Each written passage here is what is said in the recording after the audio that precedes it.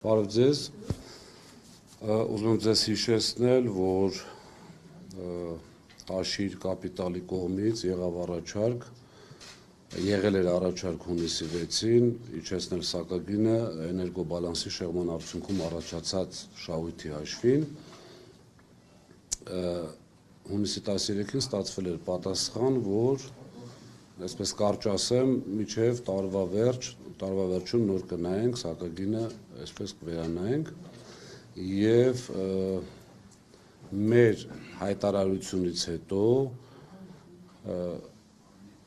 մեկի եթերում, եթե չեմ սխալվում, հանձնաժողովի վարչության պետերից մեկը մեկնաբանում էր, որ մենք իբրև թե մի կողմից դիմել ենք սակագնի իջեցման, մյուս կողմից սակագնի բարձրացման 12 միլիարդ ներդրում ավել առաջարկելով։ Նախ առաջինը, ինչի հանձնաժողովի տվյալ վարչության պետը, ինչի հանձնաժողովի նախագահը ոչ,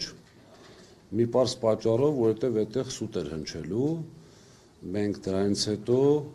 ես ձայնագրություն հրապարակեցի, իմիջիայլոց օրինական կարգով ձեռք բերված հանրային ծառայությունների կարգավորող հանձնաժողովի այն նիստի ձայնագրությունը, որտեղ մենք առաջարկել էինք 12 միլիարդով ավելացնել ներդրումային ծրագիրը, այսինքն որպեսզի պարզ լինի, Աշիր կապիտալը, Աշիր գրուպը ասում էր, որ թույլ տվեք մենք 12 միլիարդով ավել այս տարի այսպես գծեր սարքենք, մալուխներ վերանորոգենք և դրա փոխհատուցումը, իմ խոսքում, եթե լսել եք ձայնագրությունը, դրա փոխհատուցումը երբ գումար կունենաք տվեք, այսինքն հետաձգելով փոխհատուցումը, ընդհուպ, եթե չեմ սխալվում, խոսք էր գնում անգամ 30 տարվա մասին։ Եվ եթե չէ, խնդրեմ, մենք պատրաստ ենք մեր շահույթի հաշվին, այսինքն ակնհայտ սուտ տեղեկություն։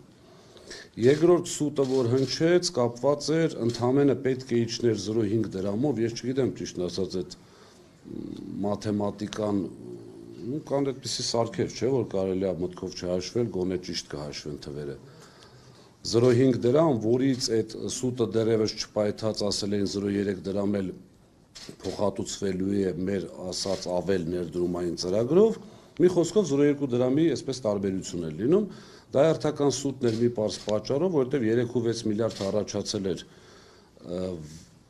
5 մի քիչ ավել ամսվա արդյունքում, այսինքն իրենք վերցրել են ընդամենը ամբողջ տարվա կիլովատով արտադրանքը բաժանել են կես տարում առաջացած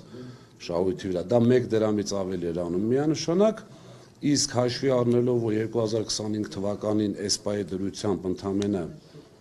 1.6 միլիարդ կիլովատ է ծախսել ամբողջ բնակչությունը,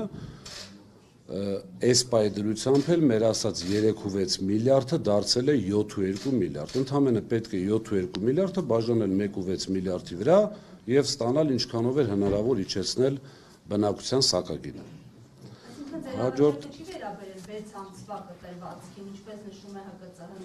մեր առաջարկը վերաբերվել է օգոստոսի 1-ից վերանայել այդ պահին եղած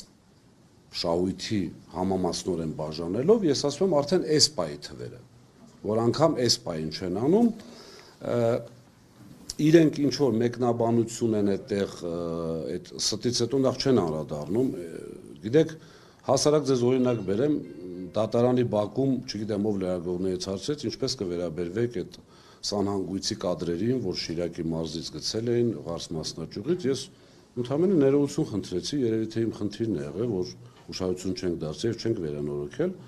փորձելով օրինակ ցույց տալ, որ եթե մարդ սխալ է լինում կամ ինչ-որ բան սխալ է հրապարակում, զրպարտում է ինչ-որ մեկին, բնականաբար պետք է ներողություն խնդրի, դե բնականաբար իրենց դա բացարձակ հարազատ չէ, այդ թեմայով գնացին տարվա վերջ, կրկնում եմ ես իմ այն միտքը, որ իշխանությունները հաշվի առնելով, որ հանձնաժողովը արդեն ժամանակին, երբ որ աշխատում էինք, ինձ թվում էր գոնե 50-50 անկախ են, ESPA-ին կարող եմ ասել, որ 100% անկախ չեն, հաշվի առնելով, դրա համար եմ ասում իշխանությունները, ոչ թե հանձնաժողովը, իշխանությունները ընդամենը որոշել են տարվա վերջում կամ եկող տարվա սկիզբ այս գործընթացը անեն, շեշտելով որևիցե ձևով Աշիր կապիտալի կամ Սամվել Կարապետյանի անունը և վերագրեին իրենց լավ աշխատանքին, ուղղակի չստացվեց հաշվի առնելով, որ մենք ավելի շուտ և ասել էինք և հիմա էլ պնդում ենք։ Երկրորդ խնդիրը, որ ցանկանում եմ առաջ անդրադառնալ, դրա մասին չենք խոսել, բայց շատ կարևոր թեմա է, հիմա դուք պատկերացնեք, անգամ իմ կարծիքով հանցակազմ պարունակող գործունեությունը, որը կատարվել է, գոյություն ունի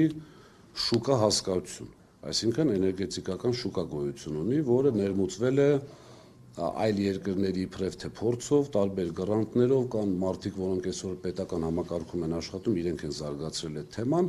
շուկան ինչ է ենթադրում, որ ստեղծում են տրեյդերներ, որոնք վաճառում են կիլովատ եւ խոշոր սպառողները կիլովատը առնում են այդ տրեյդերներից, ոչ հեծից։ Հիմա պատկերացրեք, որ 23, 24, 25 թվականի ընթացքում 30 միլիարդ դրամ դուրս է եկել էներգետիկայի համակարգից, այսինքն եթե չեն վճարում հեծին, վճարում են տրեյդերին, որն էլ հոսանքը առնում է ուղիղ կեսերից, չգիտեմ, տարբեր կայաններից, դրա արդյունքում ամբողջ էներգետիկայի համակարգից դուրս է եկել 30 միլիարդ դրամ, այսինքն տարեկան մոտավորապես 10 միլիարդ դրամ։ Ոչ, կիլովատը արդեն գնում են ոչ մեզանից։ Տրեյդերը ձեռք է բերում, վաճառում է հաճախորդին։ Չեմ կարող այդտեղ բաժանում անել ում տարբերությունն է, հեծին այնտեղ որոշակի գումար կա փոխանցման առումով, որտեղ տրեյդերը կարող է գնի կիլովատը Գորիսում, բայց պետք լինի դա, չգիտեմ, Ալավերդիում։ Այդ պատճառով մեզ փոխանցել են ընդամենը այդ ճանապարհածախսը, այսպես ասած, այստեղ խնդիրը դա չի ով է գնել, ումից է գնել։ Խնդիրը այն է, որ էներգետիկայի համակարգից դուրս է եկել 30 միլիարդ դրամ։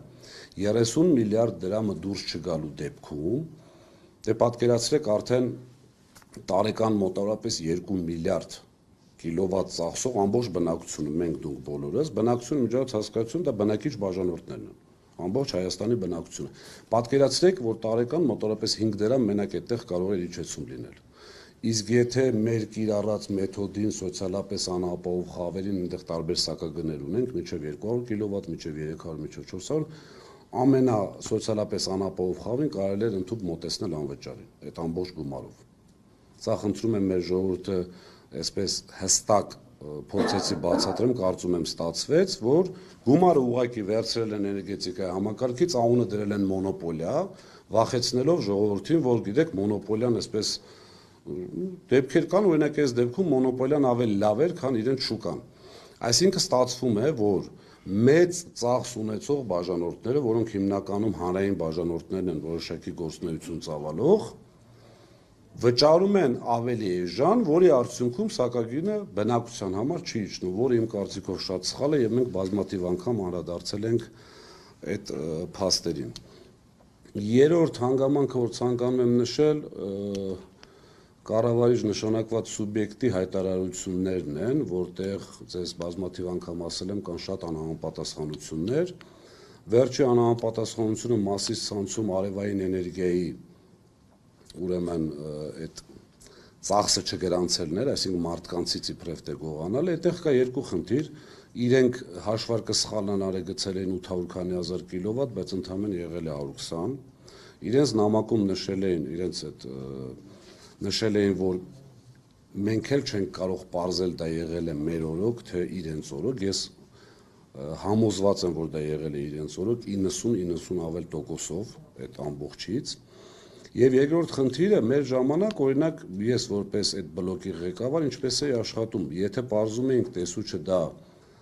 դիտավորությամբ է կատարել, այսինքն թվեր չի խառնել, չգիտեմ, բազմաթիվ ձևեր կան դա պարզելու, տեսուչը միանշանակ ազատում էր աշխատանքից։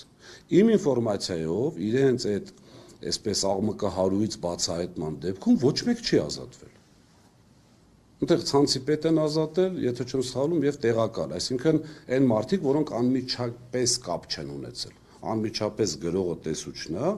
բացարձակ չեն ազատել։ Ինձ որպես իրավաբան հիմք է տալիս դա ենթադրելու, որ իրենց ասածով է դա եղել, որի արդյունքում չեն կարող ազատել այդ իրենց ասած հանցագավոր սխեման իրագործած անձանց։ Նպատակը մեզ կեղտոտելը։ Միշտ ասել եմ, չէ՞, Սամվել Կարապետյանից իրենք ուզում են այդ բարերարի, լավ մարդու, իսկական հայի կերպարը դարձնել, չեմ ուզում արդեն մնացած ասել, հակապատկերն են ուզում ստեղծել։